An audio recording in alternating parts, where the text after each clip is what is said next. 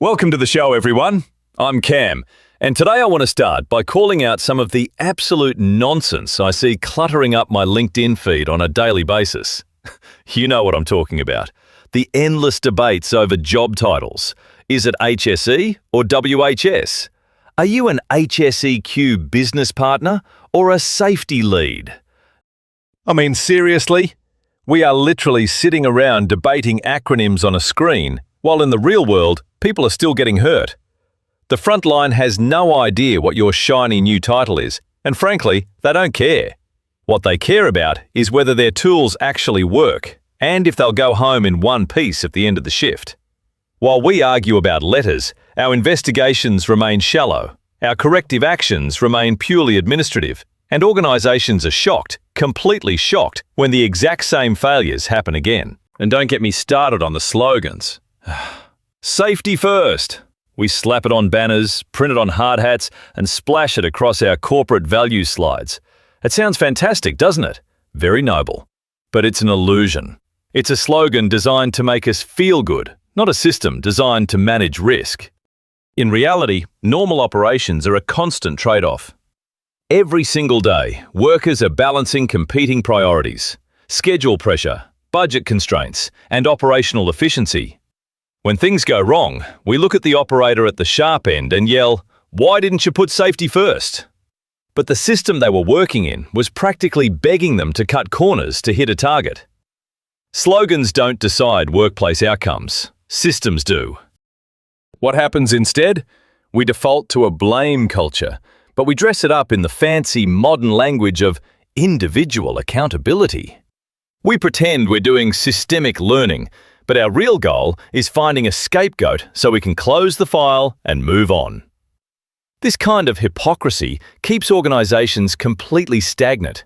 It leaves them blind to their actual operating risks because workers learn very quickly to hide the truth, to hide the on-the-fly decisions they have to make just to get the job done. If your safety strategy relies on people never making a mistake, you don't have a strategy, you have a prayer. Let's talk about some of the sacred cows we need to take behind the shed and quietly retire.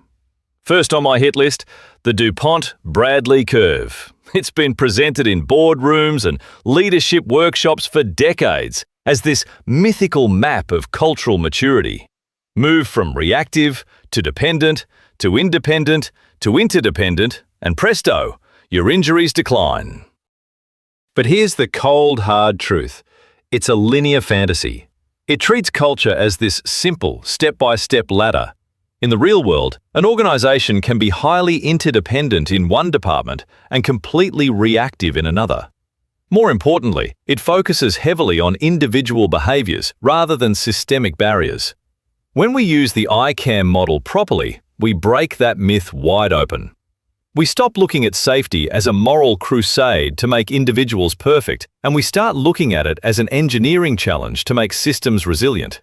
That brings us to the granddaddy of all safety cop-outs, concluding that an incident was caused by human error. Let me say this as clearly as I can. Human error is never, ever the conclusion of an investigation. It is the starting point. When an operator slips, lapses, or makes a mistake, the question we must ask is why that error made sense to them at the time. What was happening with the equipment? Was there a low-friction surface or a wet clay floor, like we saw in that classic vehicle slip incident? Were they under intense time pressure? If we just write operator error in the report, we're treating the symptom, not the disease. We're ignoring the latent organisational conditions, like poor maintenance planning or inadequate procedures, that set the stage for the failure in the first place. We have to design systems that accept a basic fact of biology. Human memory is fallible. We lose our place, we get distracted, we experience fatigue. Relying on perfect human execution is a failed strategy from the very beginning.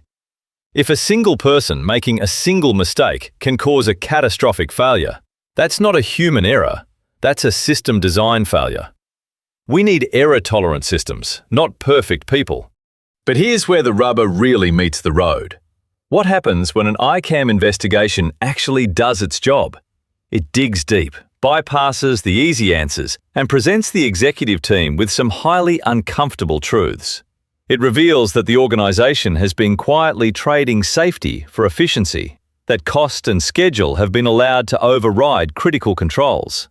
And then, leadership rejects the recommendations. They say no. They say it's too expensive or too disruptive to operations. When leaders reject evidence-based recommendations, it tells you everything you need to know about the organisation's real appetite for change. It proves that safety is only first until it costs money. To move past this, we need a genuine growth mindset. We need to stop treating safety as an exercise in administrative box-ticking and compliance audits. True systemic resilience isn't about having a thicker report or a perfectly formatted register. It's about having the organisational courage to look into the mirror, admit where our systems are weak, and actually do something about it. So I want to leave you with a challenge today. Look at your own team, your own business. Are you running an organisation that is actually brave enough to look at the truth?